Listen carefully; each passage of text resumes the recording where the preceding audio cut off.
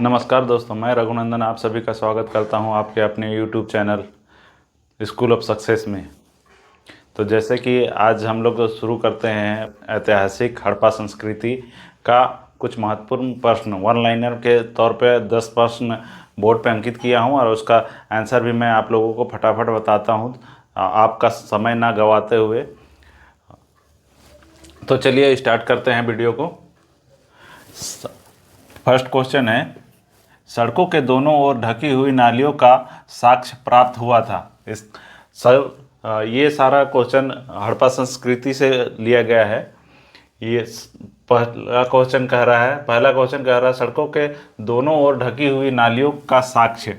दोनों मतलब नालियाँ था, उसमें दोनों ओर ढकी हुई थी, सड़कों के दोनों ओर ढकी हुई थी, उसका साक्ष्य कहाँ से प्राप्त हुआ है?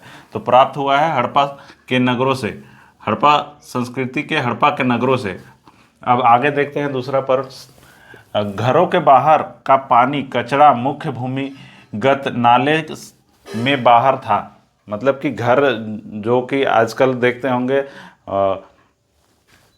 प्लान किया गया घर जैसे होता है कि पानी किस तरफ निकालना है, किस तरफ नहीं निकालना है, निकास द्वार किस तरफ होगा। तो यहाँ बोल रहा है कि घरों के बाहर पानी कचरा मुख्य भूमिगत नाले के बाहर था। वो कहाँ से प्राप्त हुआ था? हड़प्पा सभ्यता से प्राप्त हुआ था। तीसरा क्वेश्चन आगे क्या कहता है? हड़प्पा के नगरों को दोनों भागों में विभाजित किया गया था। दो भागों में विभाजित किया गया था, मतलब कि हड़प्पा का नगर दो भाग में कैसे कैसे विभाजित हुआ था। तो एक तो दुर्ग था, ये दुर्ग, और दूसरा निचली दुर्ग। उस जगह को कहते हैं जो कि ऊंचा जगह होता है, उसको दुर्ग कहते हैं।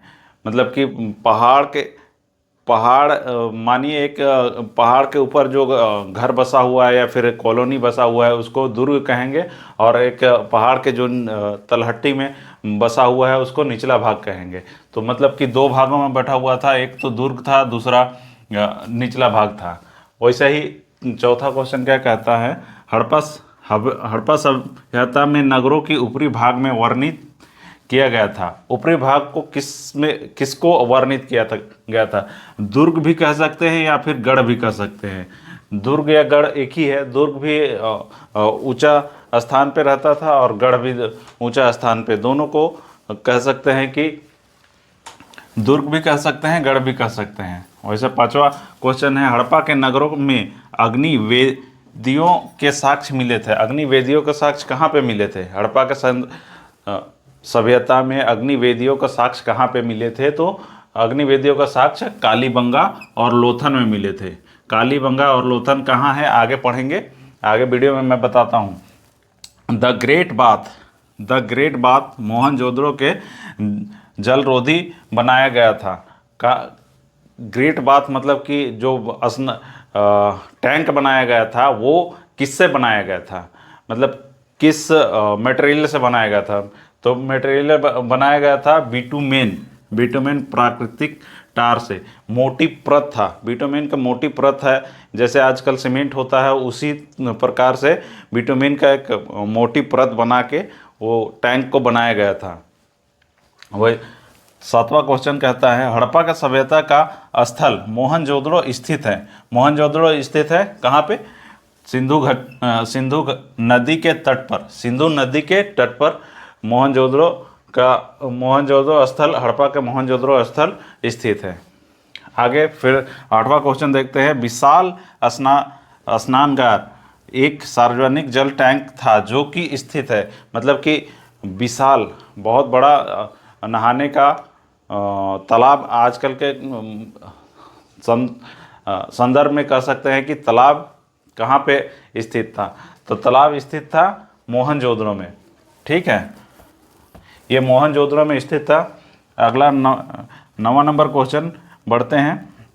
हड़प्पा एक सिंधु घाटी स्थल है जो कि स्थित है पाकिस्तान में। मतलब कि भारत और पाकिस्तान जब तक विभाजन नहीं हुआ था तब तक तो भारत में ही स्थित था, लेकिन अब हम उसको कह सकते हैं कि पाकिस्तान में स्थित है, पाकिस्तान में स्थित है। आगे बढ़ते हैं 10वां क्वेश्चन पे। सिंधु नदी स्थल को जाना जाता है? सिंधु नदी स्थल मतलब कि सिंधु सभ्यता और सिंधु नदी स्थल को किस नाम से और पुकारा जाता है? तो हम क्या पुकारते हैं? कांस्य युगीन। मतलब कि इस युग में कांसा का प्रचलन देखा गया था, इसलिए इस युग को कांस्य युगीन सिंधु घाटी सभ्यता या कांस्य युगीन भी कहते हैं। उम्मीद करता हूं कि मैं अच्छा से आप लोगों को समझाया हूं और आप लोगों को समझ में आ रहा होगा। तो मिलते हैं अगला नेक्स्ट वीडियो में वैसे ही वन लाइनर का क्वेश्चन लेके। और मेरा समझाया हुआ मेरा वीडियो आपको लोगों को अच्छा लगता है तो मेरे चैनल को सब्सक्राइब कीजिए, लाइक कीजिए और ज़्यादा से ज़्यादा दोस्तों को शेयर कीजिए। मिलते हैं नेक्स्ट वीडियो में, तब तक के लिए जय हिंद, जोहार झारखंड।